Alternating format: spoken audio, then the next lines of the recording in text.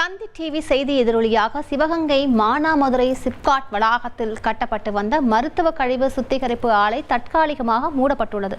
கூடுதல் விவரங்களை செய்தியாளர் இளையராஜாவிடம் கேட்கலாம். இளையராஜா வணக்கம். விரிவான விவரங்கள் என்ன இளையராஜா?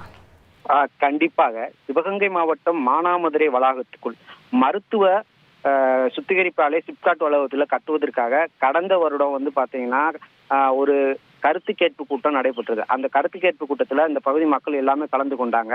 இந்த ஆலையை பற்றி பேசும்போது பாத்தீங்கன்னா விருதுநகர் மாவட்டம் முக்குளத்துல இதே போன்ற ஒரு ஆலை அமைக்கப்பட்டது. அந்த ஆலையில இருந்து மருத்துவர்களை எரிக்கும் பொழுது நச்சுவாயுகள் வெளியாகி பலரும் கிட்னி பாதிப்பு, லிவர் பாதிப்பு, புற்றுநோய்கள் இறந்ததாக பல்வேறு குற்றச்சாட்டுகள் ஏற்பட்டது. இதனால அப்பகுதி மக்கள் போராட்டத்தை ஏற்படுத்தி அந்த ஆலையை தற்போது மூடப்பட்டுள்ளது. அந்த கம்பெனி மறுபடியும் மானாமதுரை சிப்காட் வளாகத்துக்குள்ள தற்போது கட்டுவதற்காக இங்க கருத்து கேட்பு கூட்டத்துல கேட்டாங்க. ஆனா அந்த கருத்து கேட்பு கூட்டத்துல யாருமே அதுக்கு ஒத்துழைக்கல. கருத்து கேட்பு கூட்டத்துல இருந்து விரட்டி அடிக்கப்பட்ட அந்த கம்பெனி பாத்தீங்கன்னா யாருக்குமே தெரியாம கடந்த ஒரு 6 மாத காலமாக சிப்காட் வளாகத்துக்குள்ள ஒரு 3.5 ஏக்கர்ல பாத்தீங்கன்னா பிரம்மாண்டமாக அந்த ஆலையை கட்டிட்டு வராங்க. இதை நமது தந்தி டிவியில கழிவு பார்வை காட்சிகள் மூலமாக அதை வெளியில் கொண்டாந்து அம்பலப்படுத்தணும். இதன் எதிரொலியாக மக்கள் பல்வேறு போராட்டங்களை கையில் எடுத்தாங்க.